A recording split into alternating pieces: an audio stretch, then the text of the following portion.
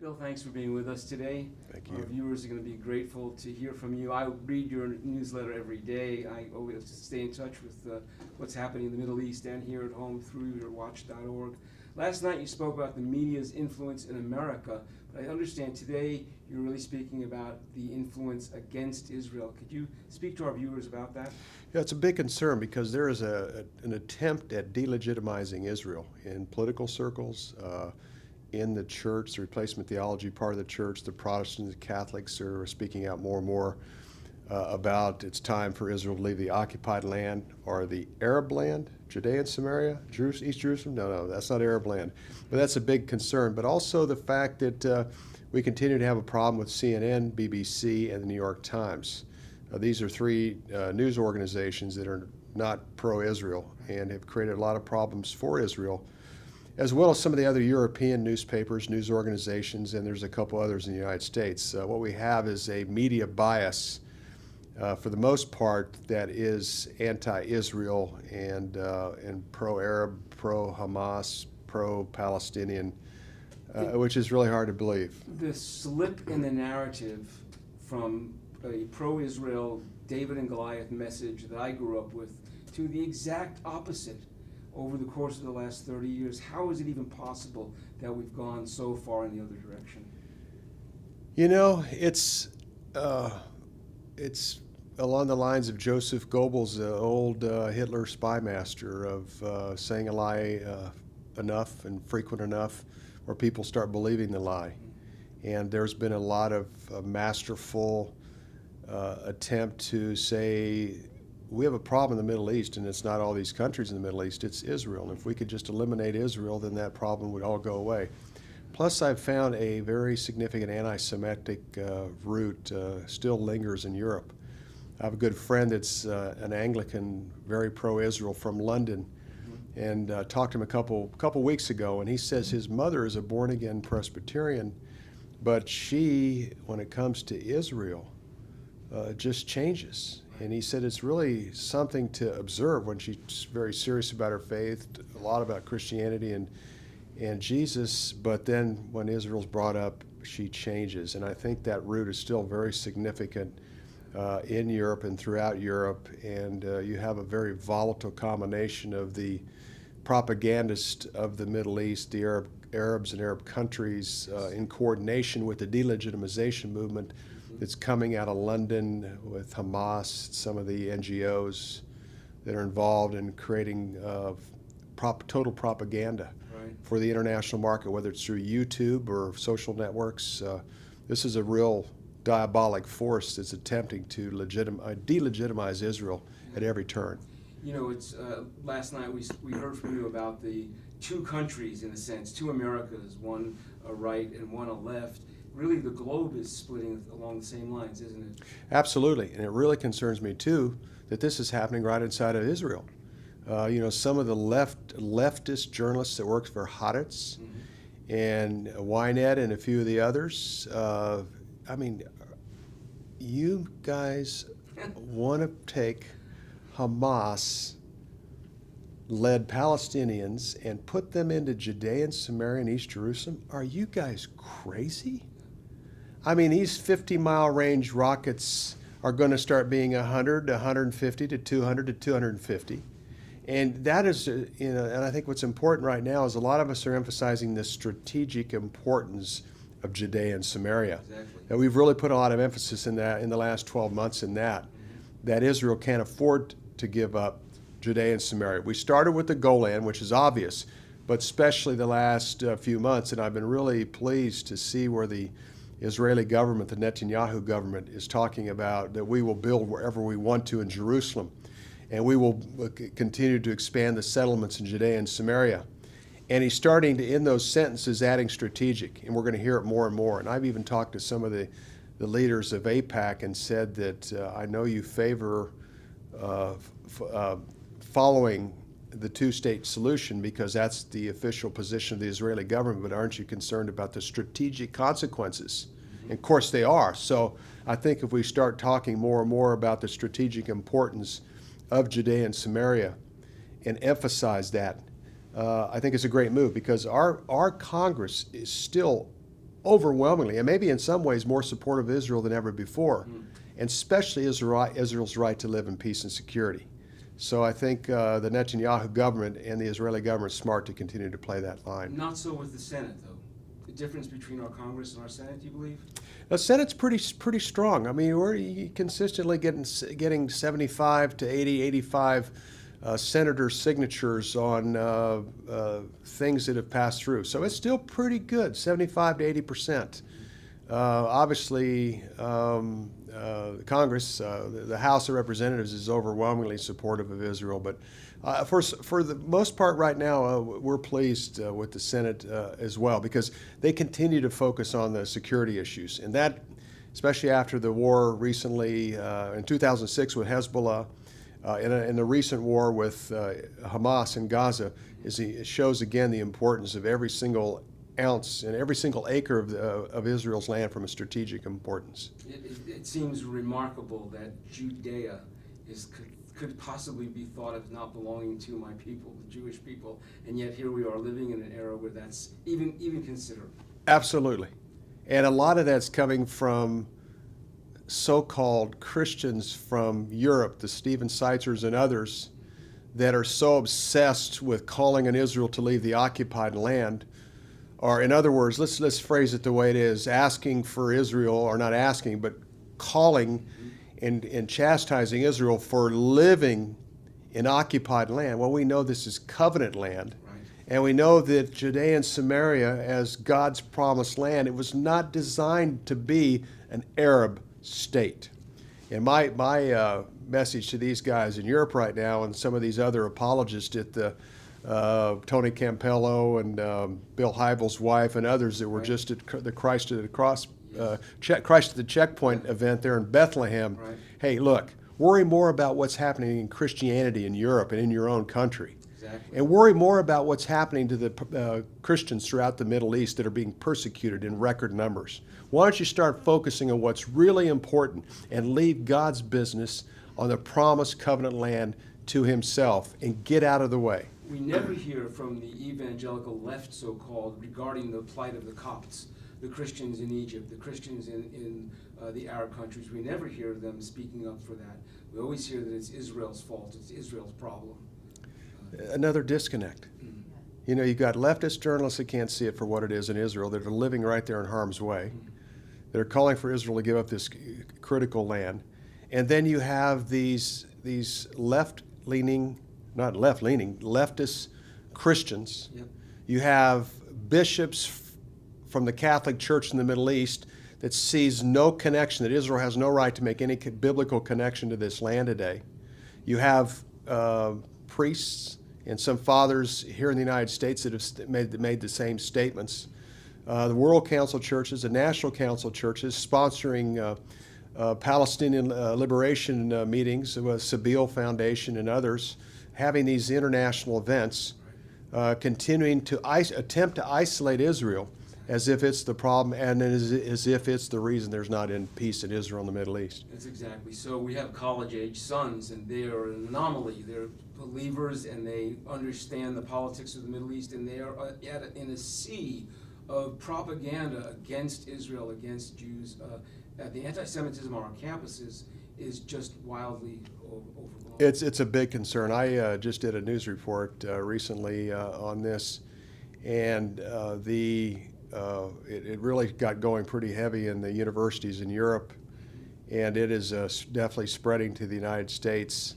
The Middle Eastern Studies Department, a lot of U.S. schools, is funded by the Saudis, and these are anti-Semitic, and these are made for the isolation of Israel even further.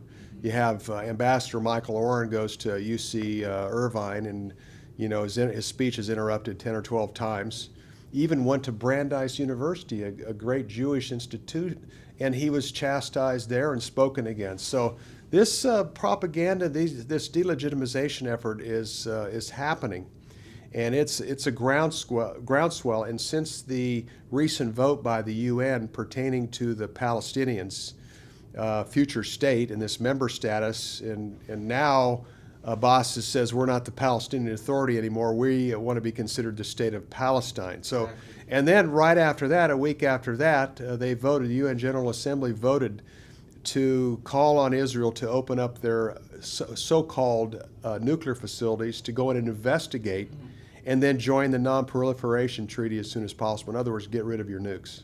It's every country in the world has the right for sovereignty except for Israel. When it comes to Israel, there's a dual standard, now in the form of delegitimization, as you're saying, demonization. Yeah. Yeah, and it's bothersome. Yeah, absolutely, and it's just getting worse and worse. And this recent conflict that led to the UN votes, with some possible other challenges that are taking place on the borders of Israel. The European Union furious. The fact that Netanyahu approved these 1,600 plus housing units in Jerusalem. And I love what Netanyahu said is, look, no one tells London or people in London or Berlin or Paris or Washington where they can build their homes, and we don't expect the world community to tell us where we can build in Jerusalem, our city that we have a 3,000-year history with. So this is classic, and and I'm thankful that I think Netanyahu is taking a stronger position than ever for the land. And what's ironic is part of that is his Likud party, which is moving to the right, is also losing potential Knesset seats to Naftali Bennett's party, which is coming out of nowhere, up to possibly 15 to 16 seats in the Knesset. So this is extremely exciting, and I know it's going to make a big difference. In other words, the Israeli government of the future, Right.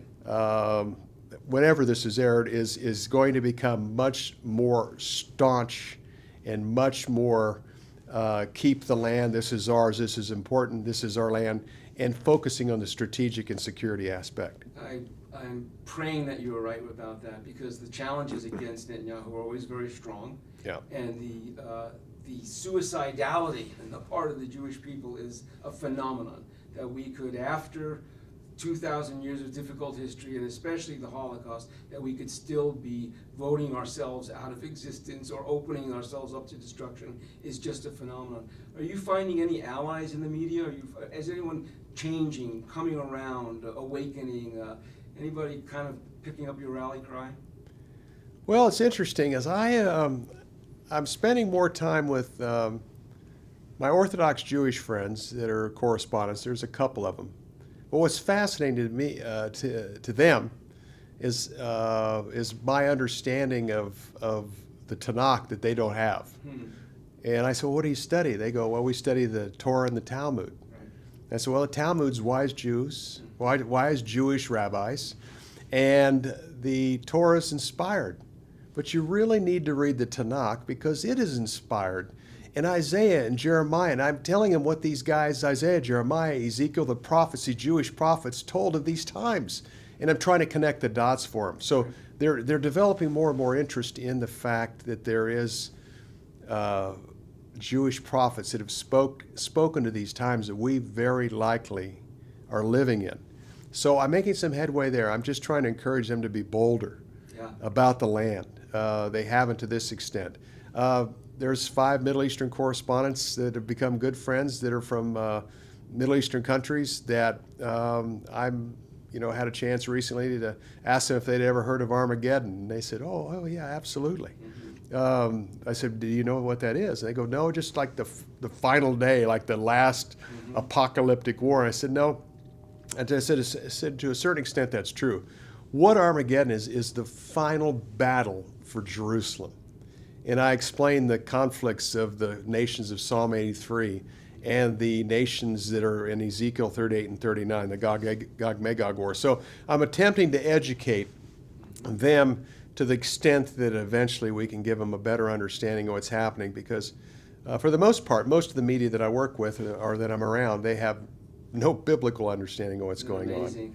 Isaiah spoke of the new wine being in the cluster, and God's using you to educate my Jewish people. Yes. The ones who were given the oracles of God. You're helping bring them up to speed because of the day in which we're living. Yes. That's yes. wonderful. And it's fun, and And it's really interesting too because the Jewish correspondents and the Middle Eastern correspondents, we all get along great. It's really pretty neat. There's great rapport amongst us all. And I thought, if we ever had to put a peace deal together, obviously we wouldn't be parting the land, but there's a lot of people that want peace. And unfortunately, in a lot of cases in the Middle East, it's the radicals that have taken over. A lot of people were excited about the Google and Facebook and Twitter effort there in Egypt by these young college-educated youngsters that are attempting to overthrow Mubarak, which were used to overthrow Mubarak. But as soon as this happened, the Salafists and the Muslim Brotherhood just moved them aside because their infrastructure was already in place, and we know what's happened since then. Right. And a lot of the Washington think tanks thought it was going to be a great story, and I said, no, it'll be exactly what it's turned out to be, a mess. Yeah, I think it was Stalin who said that we'll sell the capitalists the rope with which we hang them. There's a similarity in the way the Western press, except for some, went after the whole story of the Arab Spring, just fell over themselves to be blinded. When we saw the Muslim Brotherhood rising, we saw the very thing that's unfolding now, many of us knew that would happen. Absolutely. And, the Washington think tanks that influence the State Department, the members of the Council on Foreign Relations, the members of the Brookings Institute, the members of some of the other key, very influential Washington think tanks, Atlantic Council that Chuck Hagel's been ahead of. One of his top people was so excited about the Arab Spring, and I said, this is going to be a disaster. This is they were giddy. They were so excited about this. I said, it's going to be a disaster. And along as well as with the media that you mentioned, they just, I don't know, they just don't understand. It reminds me of the problem of tikkun olam, repairing the world, great Jewish concept. It only works when it's connected to the Tanakh. If you disconnect it and you just do it in a humanistic way, you make a mess. Yes. And I think that was the giddiness, was let's go after what looks on the surface like it might be something redemptive. Well, it was a mess. Yes, and it yes. just turned out to be that way. It has, and Israel's comfortable with their borders with Mubarak, Abdullah, and really for the most part Assad. And then at one time with Lebanon, with Hariri before he was assassinated, but Hezbollah moved into a position. But now Israel's extremely concerned about their borders. The Turkish Prime Minister Erdogan is after the Arab Street. He plays to the Arab Street. He's kind of patterned himself after Nasser as far as being able to really play to the Arab Street. And look who he's attempted to do it with, Israel, over the situation there in Gaza. So, those relationships that Israel had, Israeli military for 10 plus years was doing joint maneuvers with Turkey's military and had a great relationship. And Erdogan comes in there, fires a lot of those generals. Right. The relationship has deteriorated dramatically. And now Israel's very concerned about what's taking place on their borders, and rightly so. And the other thing is a big concern that we've had in Washington lately is the fact that Obama is going to be spending more time focused on Southeast Asia and less time in the Middle East. Vice President Cheney said recently, this is a good analogy, he said that our enemies in the Middle East do not fear this president. Exactly. And our allies of the Middle East do not trust this president. And the situation in the Middle East is deteriorating fast, and they know that we are not committed to the area, and we're getting out of there, which unfortunately is leaving our dear friend Israel with a much more dangerous neighborhood.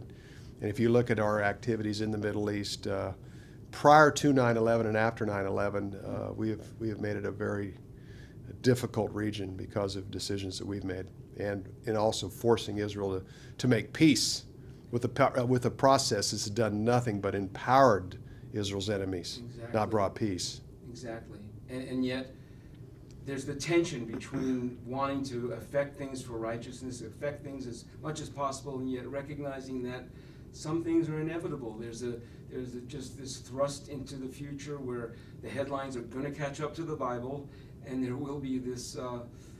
Some of these things are prophetic in nature. They are, and that's one thing for us to remember, and that's a good point because, and I share that with my Jewish friends here at the White House, is these are difficult times, and I know you're very concerned about what's taking place in Israel.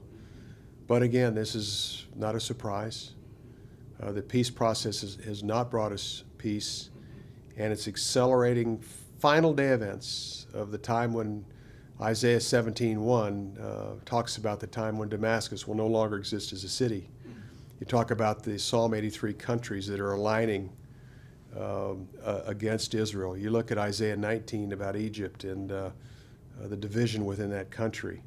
It's playing out. The Gog-Magog force of Russia, Turkey, Iran, Sudan, a very serious issue. Libya, possibly Somalia, coming against Israel. We're blessed because we know what's going to happen, and we know that it is going to happen, and we know that these things must happen prior to Yeshua's return to Jerusalem. So, hate to see it, understand it, know what to watch, and are excited about his return.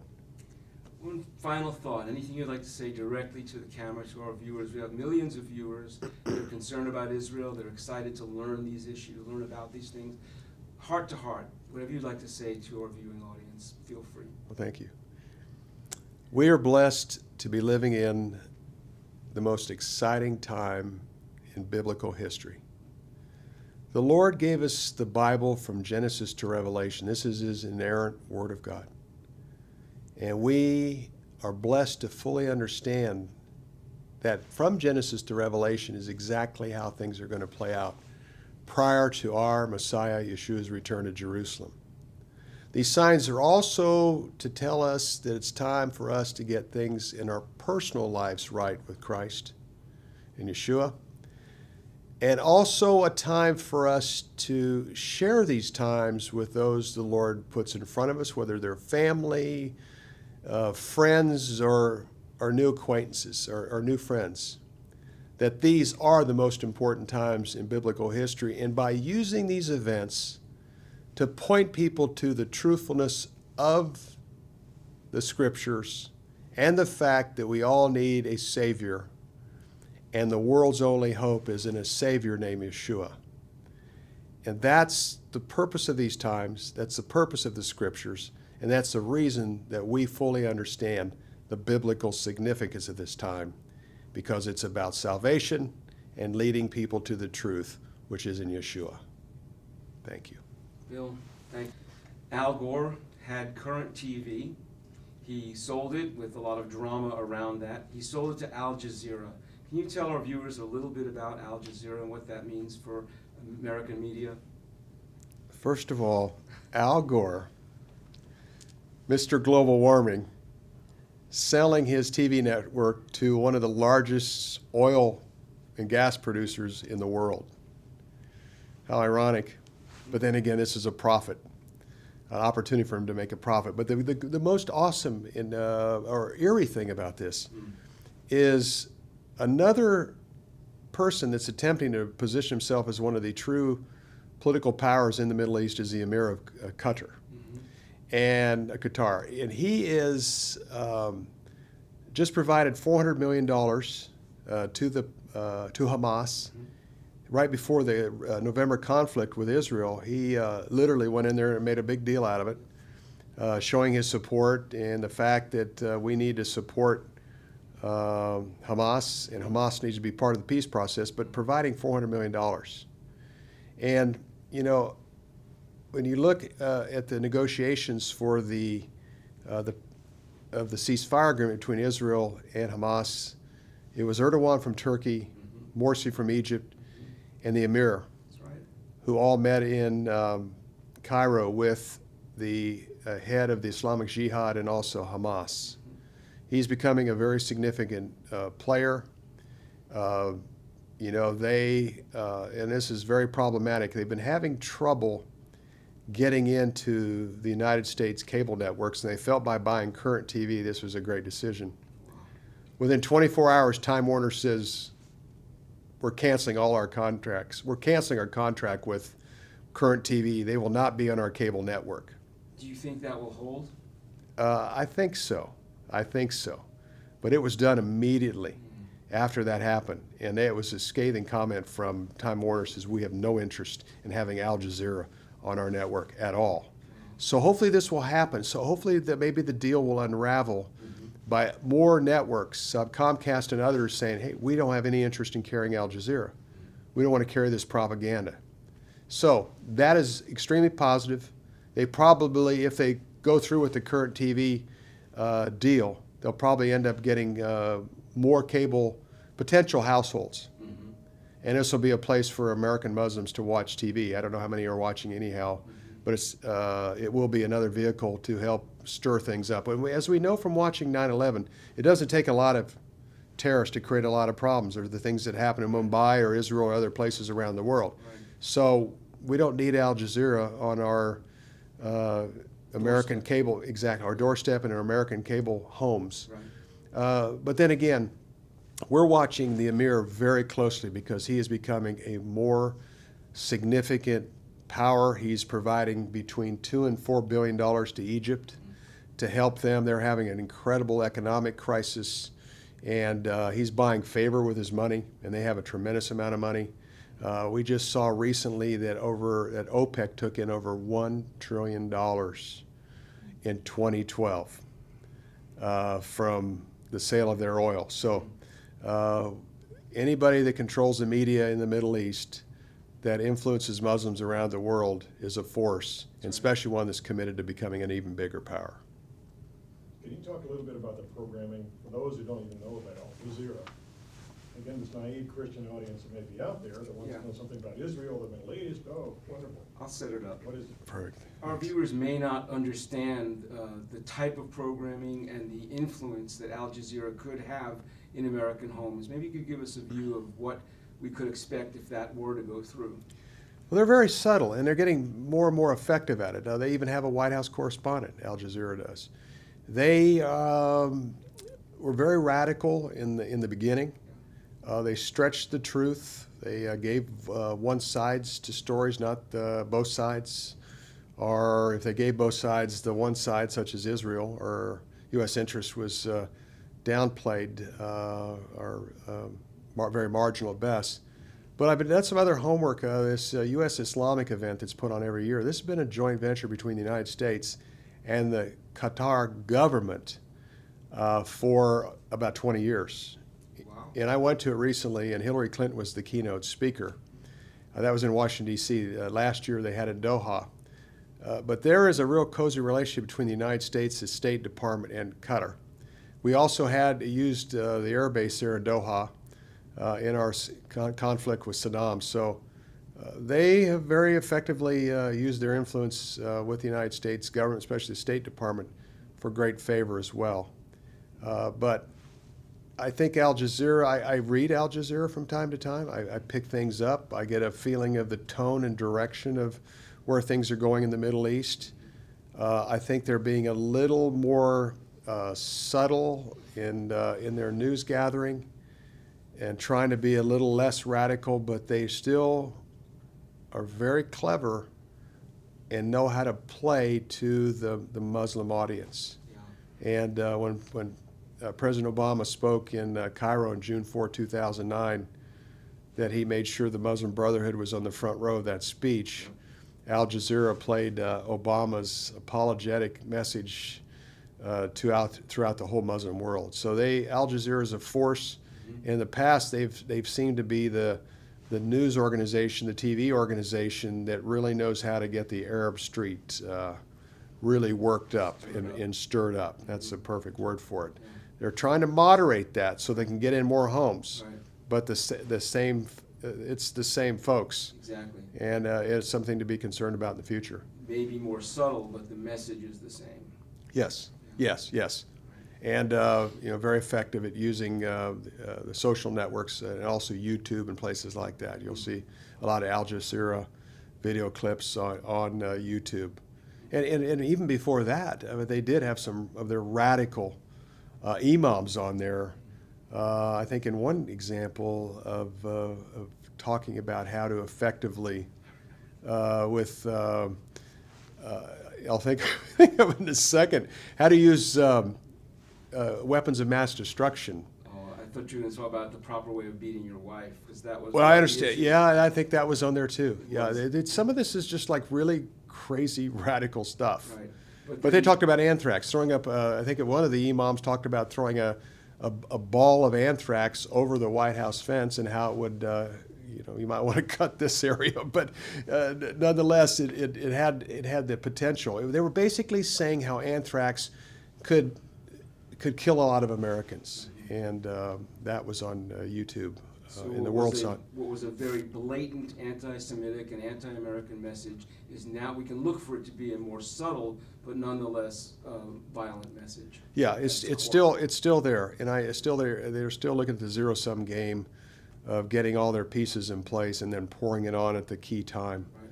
But that's, I think, most people in the United States' concern is eventually that all the players, the Muslim players, will be in key positions in our country and others, and they'll be called to jihad.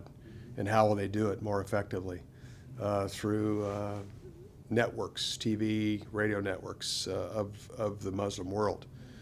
I don't know how it's going to play out, but obviously this is a concern of a lot of Americans that eventually, if we get that call to jihad, that Right. they will use these networks. Right. Well, thank you for that.